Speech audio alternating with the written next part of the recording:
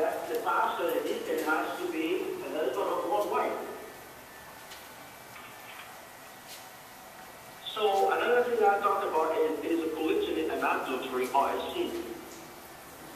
Subject. And then secondly, there are two things. There is rural polygamy, what we would observe in the villages and in the remote areas. But there is also urban polygamy, what we would observe in cities and in towns. And I think it's part of the religions, and it's somehow wound up in the lives of the people right now.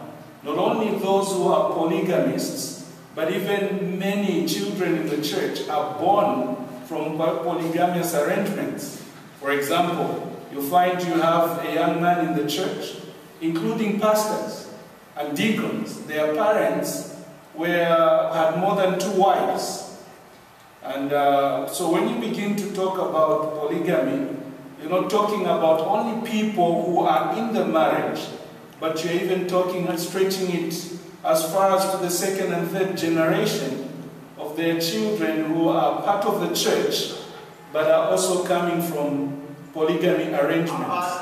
With the issue of a polygamist becoming a church member or even coming to embrace salvation, now the guy never had the opportunity to believe. He did it out of ignorance.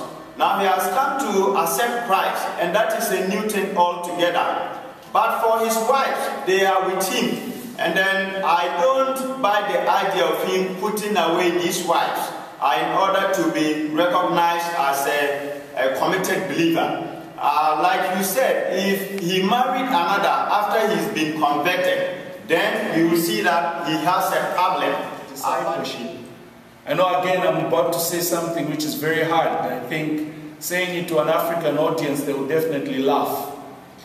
But it is the idea that this man must be told to avoid sexual relationships with these other women. He can still keep them as wives, support them and feed them, but on the sexual part, he definitely has to discipline himself to one woman he identifies as the wife at home. To evangelize polygynists and then to prevent them from participating fully in Christian fellowship. In other words, what he's saying is, it is not right, it's not biblical to get somebody saved and not allow the person to be part of the church.